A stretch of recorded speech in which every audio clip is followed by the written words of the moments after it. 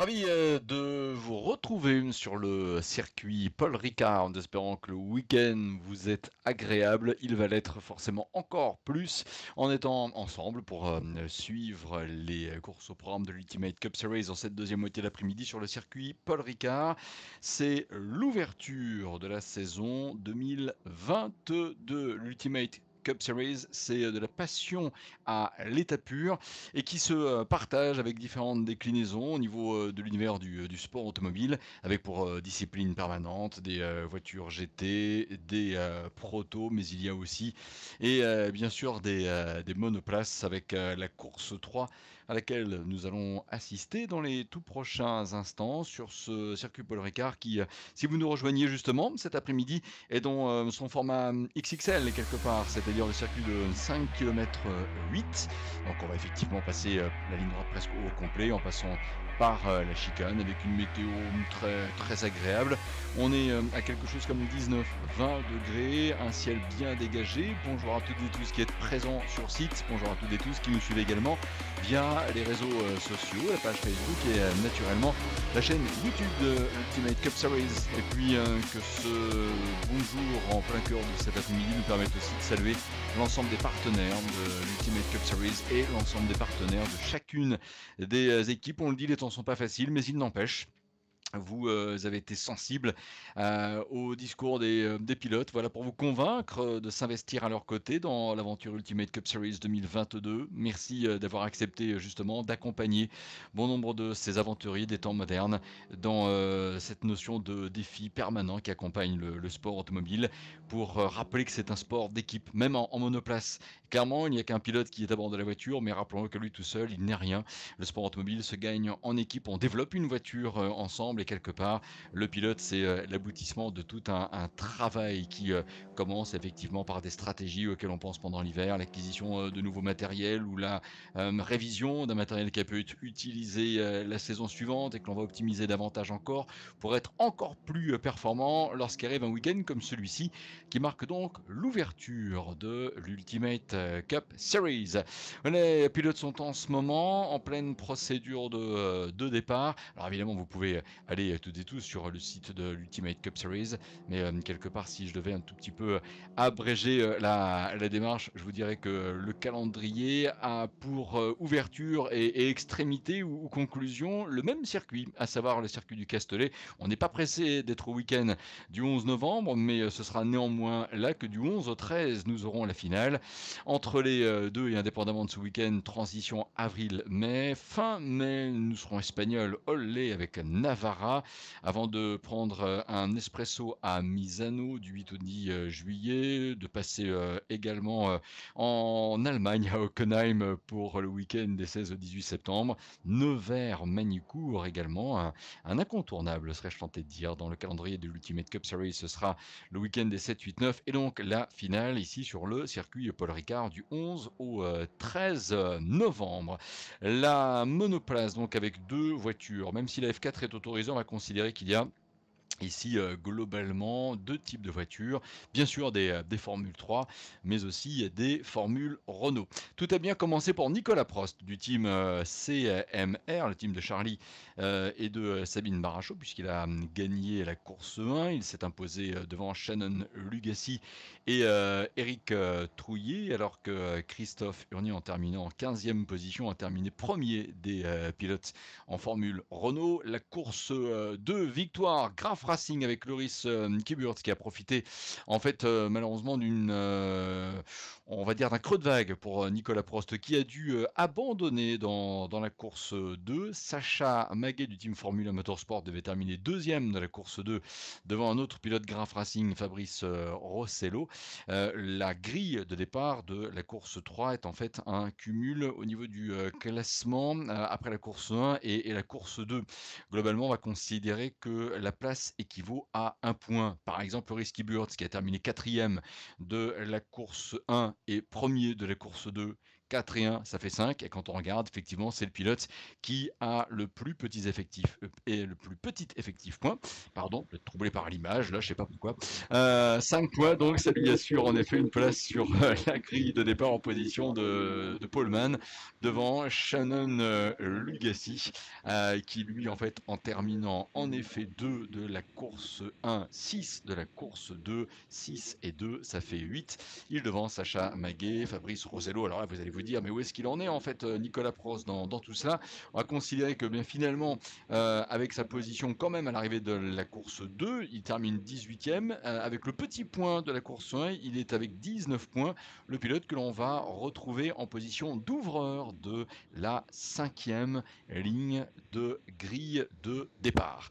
Voilà donc pour le rappel effectivement de la façon de faire pour constituer la grille de départ de ces courses. 3 courses au programme de ce samedi. Le pilote qui a réalisé le meilleur temps en première séance qualificative est évidemment le poleman. C'est le deuxième meilleur temps réalisé par chaque pilote pendant la première séance qualificative qui permet de déterminer la grille de départ de la deuxième course. Et effectivement, pour un meeting 3 courses, la grille de départ de la course 3 est établie en fonction de l'addition en place des résultats des courses 1 et 2. Et on a de la chance puisque nous avons également Victor Méganc qui est avec la caméra HF sur la grille de départ. Quel sentiment, mon cher Victor, que vous avez envie d'interroger un pilote?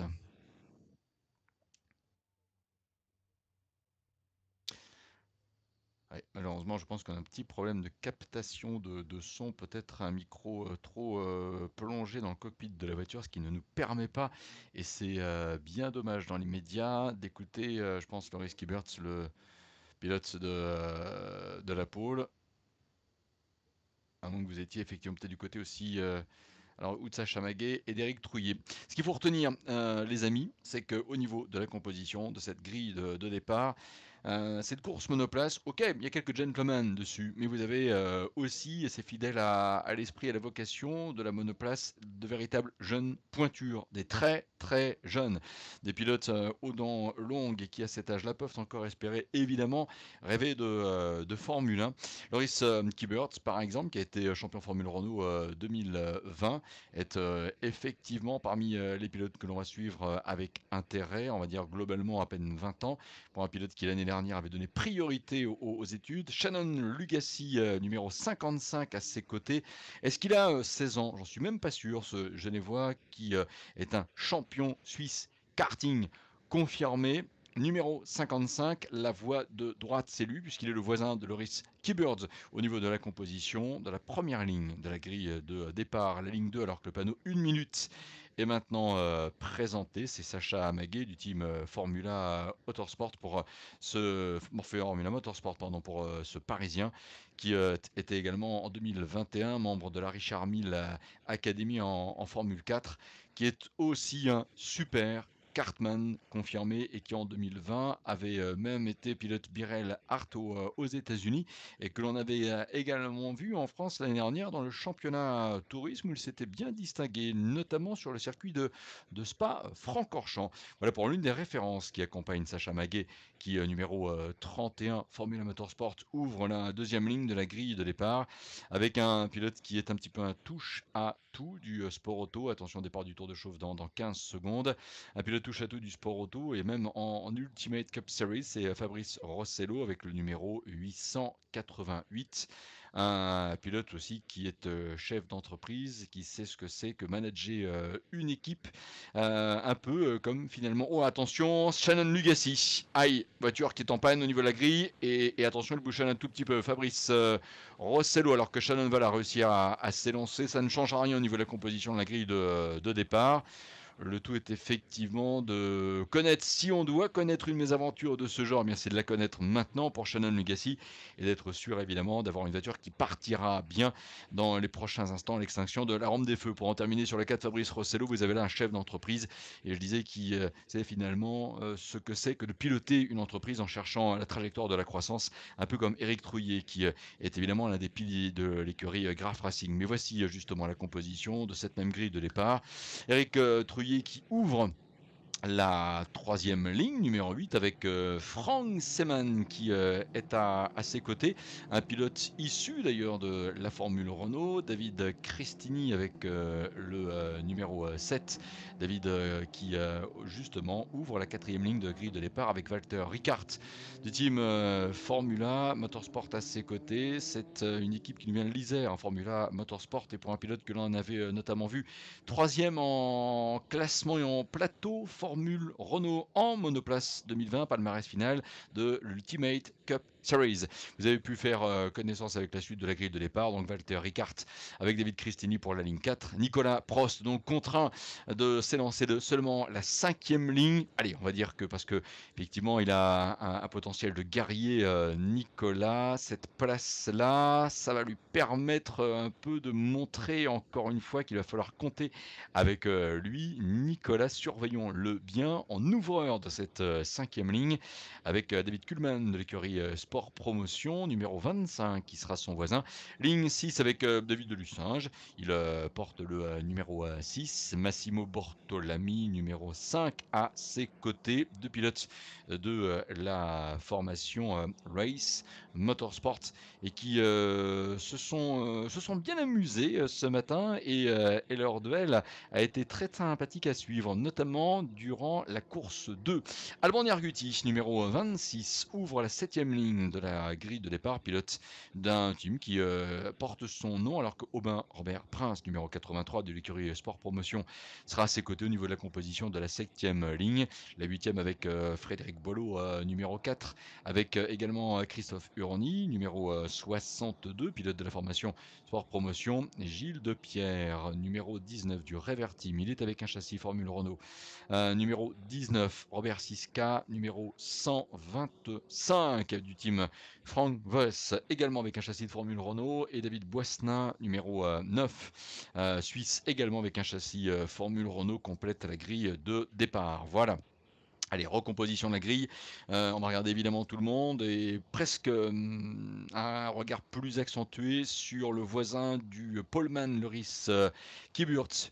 Et là, on fait donc référence à Shannon Lugassi qui a eu un problème au démarrage du tour de chauffe. Mais maintenant, c'est le départ de la course qu'il va falloir suivre avec un intérêt très particulier, comme pour les deux précédentes épreuves, à prendre en compte non pas un nombre X de tours, mais une durée. 20 minutes. 20 minutes. Attention donc, recomposition de la grille de départ. Loris Kiburtz est à droite de votre écran en ce moment. Shannon Lugassi, voisin de première ligne de grille, numéro 54 et 55, 31 pour Sacha Maguet qui ouvre la ligne 2 avec Fabrice Rossello, numéro 888, voiture de couleur sombre au niveau de la couleur dominante, Eric Trouillet, Frank Seman sur la ligne 3, David Cristini, mais également Walter Ricart sur la ligne 4, et donc Nicolas Prost numéro 1 qui ouvre ainsi la 5ème ligne, drapeau vert, fond de grille, attention. Top départ. Oh, bien meilleur le départ de Shannon Lugassi et de Fabrice Rossello, numéro 888, qui a pris un très bon départ, direction les S de la Verrerie maintenant, et qui va y arriver en tête. Fabrice Rossello. Oh oui, c'est lui, indéniablement c'est lui.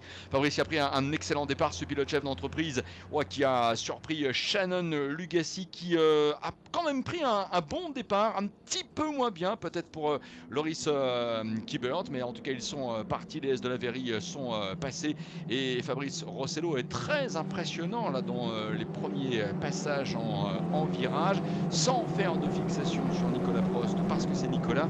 On va voir également où il en est dans ce premier tour. Quelque chose nous dit que le freinage à la première chicane va être particulièrement chaud. Allez, attention, l'attaque ligne droite maintenant. Et Fabrice Rossello, numéro 888, attention derrière, ça commence à déboîter, évidemment, avec notamment une attaque de Nicolas Prost. Oui, c'est vrai, j'ai failli dire Alain. Attention, les voitures qui entrent maintenant dans la chicane, ça passe bien pour la première moitié du peloton. Eric Trouillet qui a le numéro 8 justement, que l'on peut suivre un petit instant. Voilà, la première moitié du peloton est bien passée dans la chicane. Attention, regardons également au fond d'écran, savoir si tout le monde passe bien. Et manifestement, oui, c'est le cas. Allez, passage dans la courbe de scie maintenant pour Fabrice Rossello, Shannon Lugassi, numéro 55, qui est très rapide également, alors qu'il était justement l'adversaire de Loris Kiburtz au niveau de la première ligne de grille. droite du Bossé. C'est une course impeccable. On n'est pas sorti de drapeau jaune et tant mieux. Loris Kiburtz qui est maintenant en train, j'imagine, de revenir peut-être sur Fabrice Rossello. Allez, vivement justement la fin du premier tour pour avoir ainsi un classement vraiment précis au niveau bien sûr.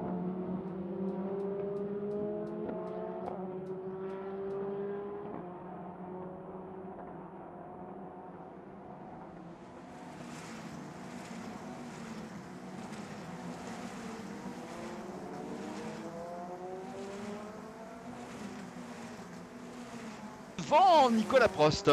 Nicolas qui a bouclé le premier tour en 6e position. Frank Seman, David Cristini, Walker Ricard et Massimo Bortolami pour les pilotes du top 10. Fabrice Rossello que l'on suit ici. Allez, attention pour évidemment la suite de cette course.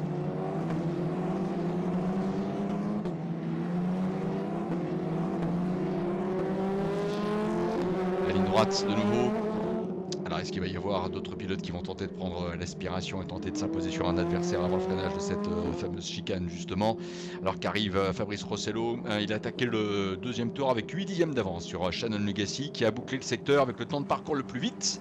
Il est pas mal du tout là, hein. Il est globalement, même c'est vrai, regardez bien la progression des deux premières voitures déjà au niveau de ce classement. Shannon Lugassi a peut-être l'avantage ici en position de chasseur d'espérer prendre et bénéficier du phénomène d'aspiration de la voiture qu'il devance, et cette voiture en question est celle de l'homme de tête, Fabrice Rossello. Shannon Lugassi en tout cas très bien inspiré pour ce Genevois qui a peine 16 ans et qui nous impressionne. Et quitte à nous prendre un petit peu par rapport à notre commentaire de présentation de grille de départ, c'est encore une fois la vocation de la monoplace, permettre aussi à des jeunes loups de faire éclater leur talent au grand jour. Shannon Lugassi a indéniablement entamé cette saison 2022 de l'Ultimate Cup Series avec cette motivation là, faire parler de lui, c'est clair. Il est effectivement en pleine attaque, attend peut-être le moment opportun pour attaquer Fabrice Rossello. C'est le deuxième tour qui se termine. Le classement change-t-il? Non, Loris Kiburtz est toujours en 3e position devant. Oh, attention, l'arrêt d'une voiture et l'arrêt de Massimo Bortolami. Numéro 5. Que s'est-il passé? Alors, est-ce qu'il y a eu touchette? Est-ce que c'est une trahison technique? Et est-ce qu'il va pouvoir repartir aussi? J'ai pas le sentiment par rapport au commissaire qu'on avait vu intervenir justement derrière. On a également vu à l'instant Sacha Maguet numéro 31 qui est un brillant 4e en ce moment dans la gestion de cette course. Sacha Maguet du team Formula Motorsport pour le pilote parisien, issu également de la Formule 4 et de la Richard Mille Academy.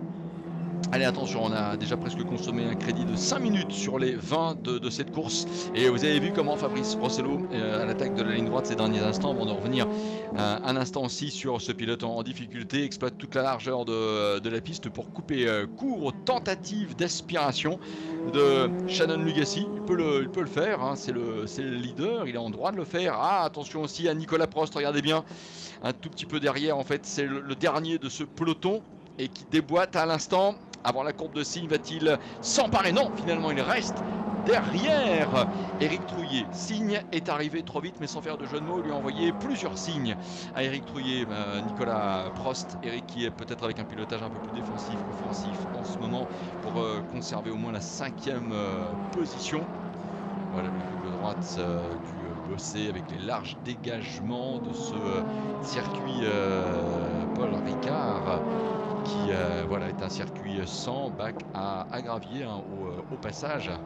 Large zone de dégagement pour permettre aux pilotes qui partiraient à la faute de se ressaisir et justement reprendre la course. Et on va déployer la voiture safety car. On va déployer la voiture safety car. Je pense que c'est la conséquence de la sortie de piste de Massimo Bortolami. Enfin, j'ai dit sortie de piste. Il nous reste en fait à avoir une explication sur les circonstances qui font que l'on a vu la Tatus numéro 5 arrêtée. On pourrait presque dire oui que c'est un avantage, c'est que cela va réduire des écarts, mais qui n'étaient pas si conséquents que cela. Voilà, belle image effectivement sur la gauche, donc la voiture immobilisée, celle de Massimo Bortolami, numéro 5. Dommage pour un pilote qui avait fait très très bonne impression, il avait terminé 11e de la course 1 et puis il avait, que je retrouve sa place en course 2, en fait était vraiment très constant parce qu'il avait terminé 11e aussi. Ces points qui lui avaient permis de partir dans les circonstances qu'on avait décrites tout à l'heure à la 12e place sur la grille de départ. À mon humble avis, l'interruption va être assez brève. Voilà, les commissaires sont arrivés, peut-être boîte bloquée pour le pilote team Race Motorsport. Non, voilà, il a réussi à trouver la position neutrale. Sinon, nos commissaires ne parviendraient pas à pousser la voiture, de sorte peut-être à profiter d'un sifflet, vous savez, ce passage au niveau de l'aménagement ou des rails de sécurité ou des murets béton qui permet donc de mettre de l'autre côté de ce muret, quelle qu'en soit la nature, une voiture et surtout un pilote à l'abri. Donc ce qui oui, nous met en confiance quant à la présence en piste de ce safety car et la durée de la neutralisation qui devrait être assez brève. Allez, encore peut-être quelques mètres, messieurs, pour terminer vraiment de mettre à l'abri. Voilà, on voit un petit peu de orange sur les rails de sécurité. C'est généralement en code sportif le code couleur qui signale que là, voilà, il y a une voie de passage qui permet donc de définitivement mettre à l'abri une voiture, un pilote, une voiture ou une moto aussi, puisque rappelons-le, le circuit Paul Ricard et le circuit du Bol d'Or. Voilà. Et puis bien sûr, le Ultimate Cup Series, on adore aussi la moto, vous le savez. Et c'est aussi une très belle saison que je vous invite également à suivre cette année. Voilà. Avec aussi le circuit Paul Ricard qui attend nos motards. Bon, où en sommes-nous dans cette course? Nous attendons évidemment avec vous que la voiture safety car s'efface. À mon humble avis, c'est imminent. On peut considérer que nous sommes d'abord dans le 4e tour de la course et que c'est le dernier de la neutralisation. Fort dommage pour Massimo Bortolami et la direction de course qui confirme que c'est bel et bien le dernier tour. Donc nous allons partir pour un sprint de 10 bonnes minutes. Voilà, il nous en reste 11 précisément avant la fin. Attendons évidemment que la voiture de sécurité soit revenue dans la zone dédiée pour son évacuation, son stationnement et sa position de prête à partir si la direction de course en donne l'ordre. Rappel des positions, pour l'instant c'est la Marseillaise que l'on a précalée au niveau de la régie puisqu'il y a évidemment l'hymne du vainqueur qui est diffusé et jusque là on a beaucoup joué indépendamment quand même de Nicolas Prost à la Suisse précédemment. Là c'est la France avec Fabrice Rossello, le Parisien, qui est effectivement numéro 888 et encore je suis pas certain qu'il soit parisien, Fabrice. Donc Fabrice qui est en tête quoi qu'il en soit, numéro 888 devant Shannon Lugassi, numéro 55 devant Loris Kiburtz, numéro 54 et Sacha Maguet, qui lui par contre est bien parisien, voilà, et qui est en 4e position. Attention, Eric Trouille et Nicolas Prost.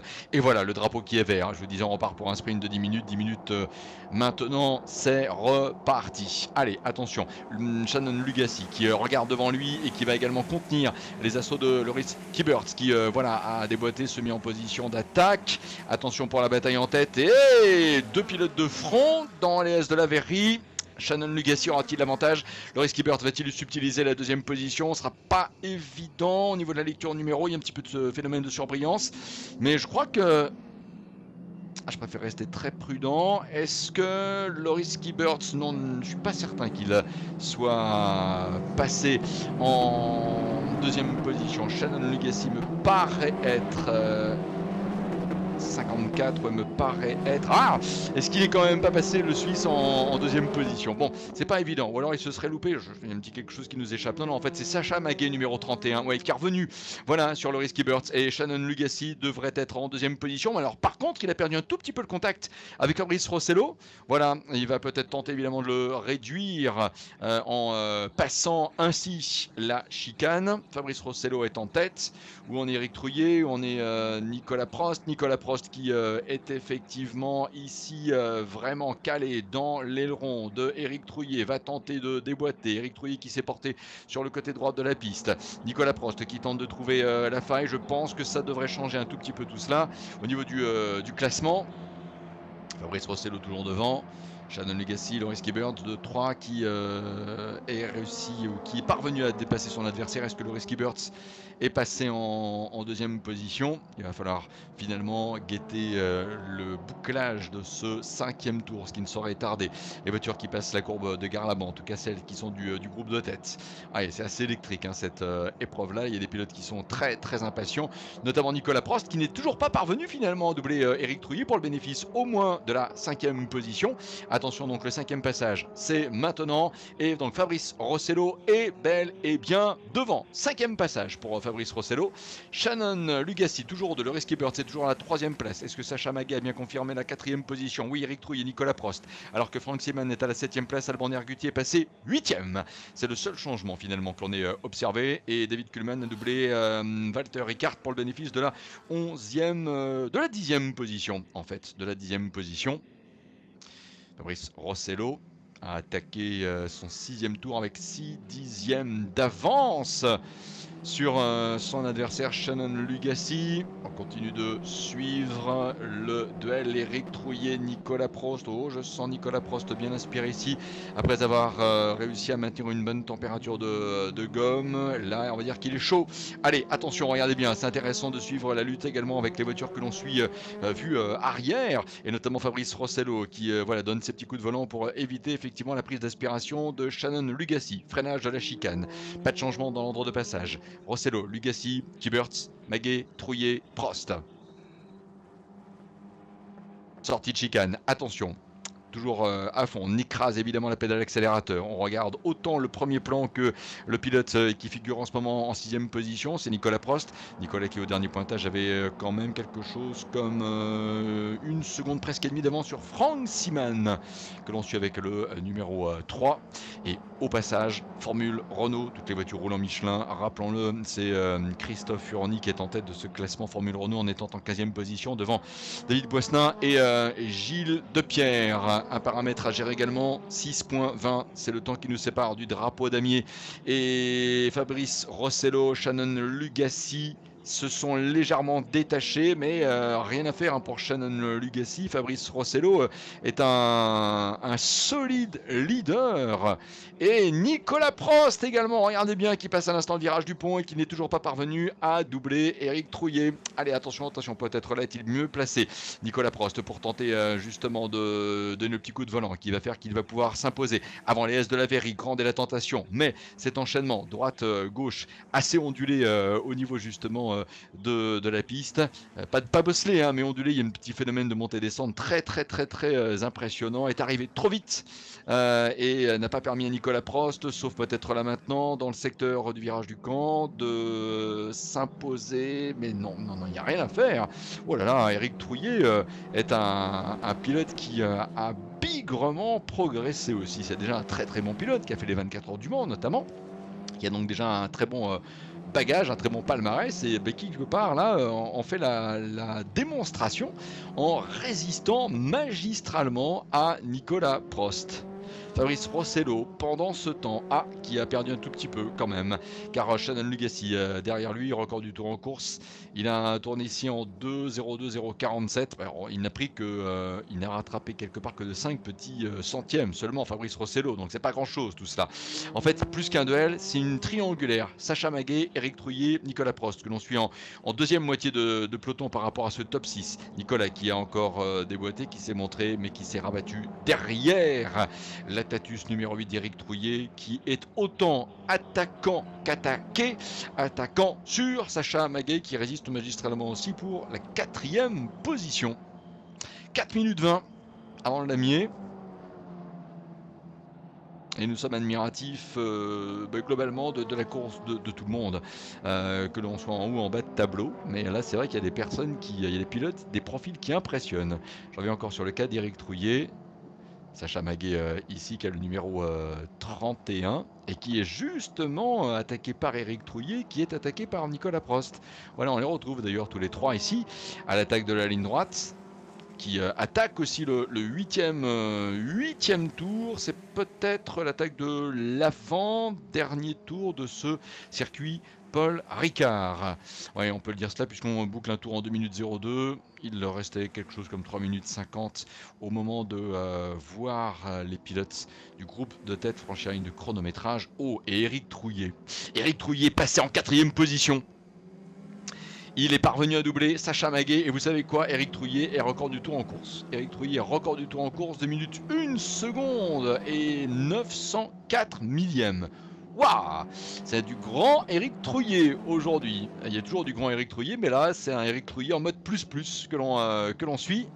Alors que pendant ce temps, en tête, Fabrice Rossello dans la ligne droite tente de contenir toujours Shannon Lugassi qui est revenu à 621 millièmes.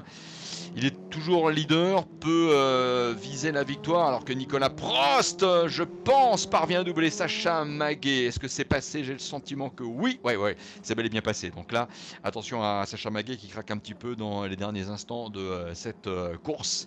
Attention aussi Nicolas Prost, il peut y avoir quand même une contre-attaque de Sacha Maguet dans la deuxième moitié de la ligne droite du Mistral. Non, ce sera difficile. Et donc je reviens un petit instant sur le cas de Fabrice Rossello qui peut espérer s'imposer. Il reste 2 minutes 30.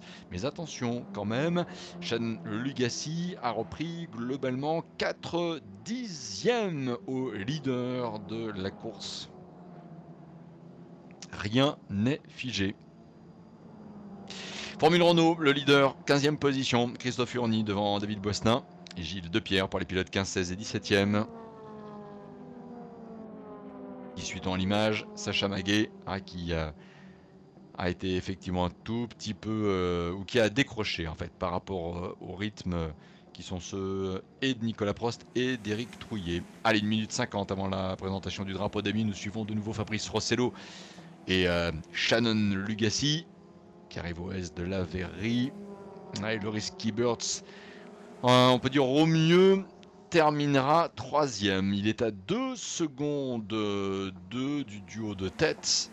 Fabrice Rossello, Shannon Lugassi, écart en effet de 442 millièmes en franchissant la ligne de chronométrage. Il reste 1 minute 20. Sommes-nous dans le dernier tour? Bon, on va rester attentif. Je pense que oui. Ah, encore que. Nos pilotes sont dans la ligne droite tout de suite. Si c'est pas le dernier tour, c'est l'avant-dernier. Et si c'est l'avant-dernier, ça se jouera un tout petit rien, quelques 2-3 secondes avant le franchissement de la ligne de chronométrage. Mais bon, comme le dit le dicton, avant l'heure c'est pas l'heure, après l'heure c'est plus l'heure. Et attention, Shannon Lugassi porte l'attaque maintenant. Oh là là, dernier ou avant-dernier tour et passe en tête. Oh, le coup dur là pour Fabrice Rossello. Attention, c'est pas encore gagné pour Shannon Lugassi, mais il va falloir pour Fabrice Rossello quand même là redoubler d'efforts. Ça doit être quand même assez dur moralement. Vous avez mené quasiment toute la course, c'est le dernier tour et vous êtes dépassé. Durant le du sport, Shannon Lugassi a été bon gestionnaire de cette course 3 pour les pilotes monoplace. Loris Kieberts 3e, Éric Trouillet devant Nicolas Prost qui est bien en 5e position.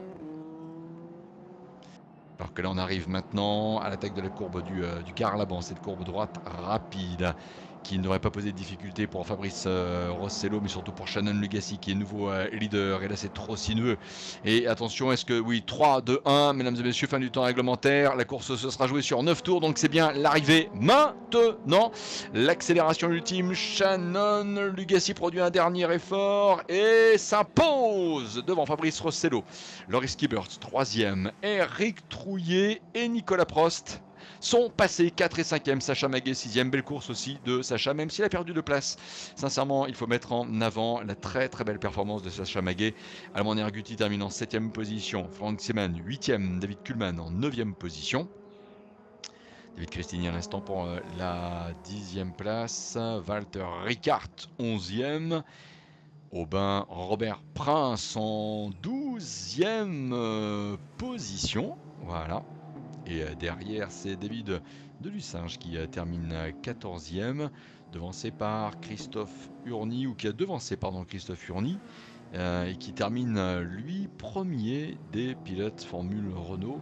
Et on pourra en avoir confirmation avec Victor Megang, peut-être dans les prochains instants, lorsqu'il sera en effet revenu aux abords des pilotes dans la zone d'avant podium.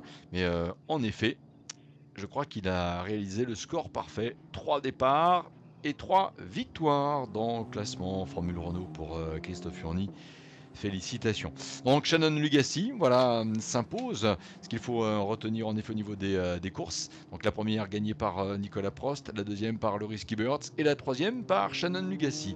3 courses, 3 vainqueurs différents. C'est idéal pour savourer ce début de saison qui, à notre avis, est le reflet de ce que l'on aura comme scénario de course tout au long du calendrier, tout au long des mois à suivre, avec en fait des pilotes qui ont tous des chances de s'imposer pour un championnat qui va demander effectivement une vraie stratégie au départ de chaque course. Évidemment, l'unique stratégie, c'est d'être le meilleur pour gagner, mais il faut aussi gérer les points marqués à chaque fois. Bref, ce sera aussi sportif que comptable, la gestion de ce championnat monoplace de l'Ultimate Cup Series. Vous voyez Fabrice Rossello, à l'arrivée, termine à 6 petits dixièmes seulement.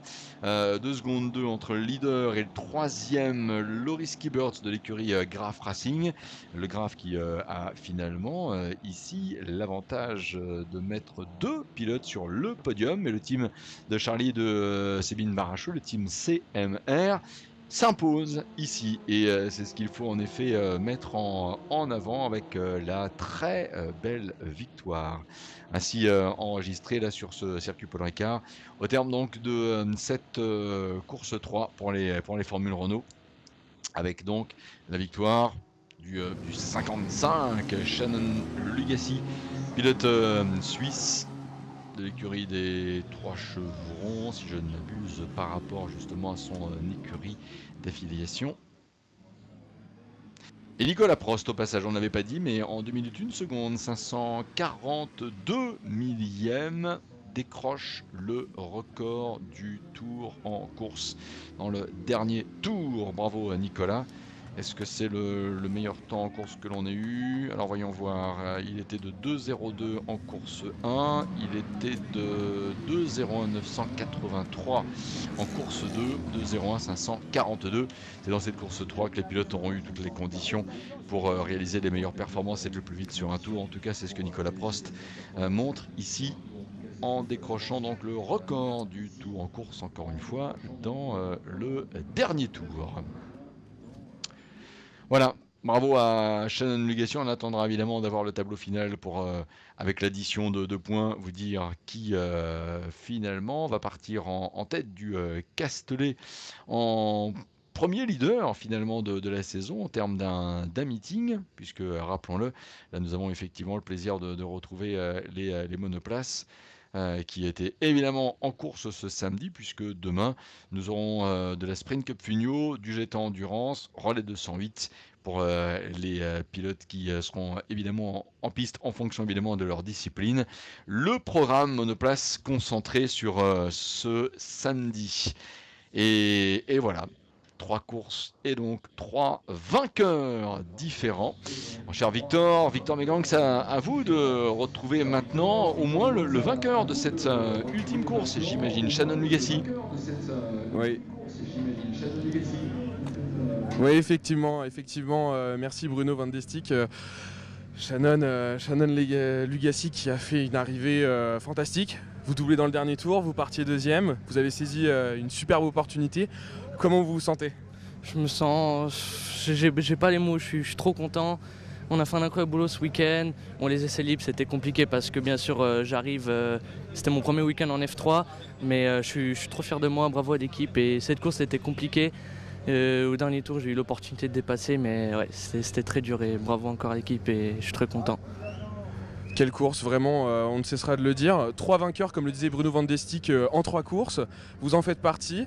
Ça vous donne de bonnes perspectives pour démarrer cette saison.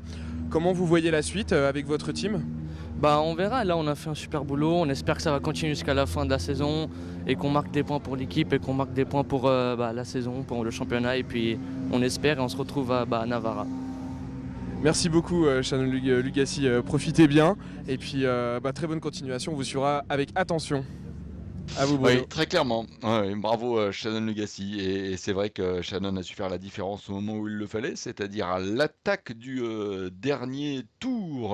Ouais, on a bien décrypté dans son message. Il reste encore réservé. Ça n'est que l'ouverture de la saison, même si on a eu 3 courses ce samedi, mais on sent pleinement une vraie détermination en lui. Mais il la partage avec plein d'autres pilotes, cette détermination. Bravo.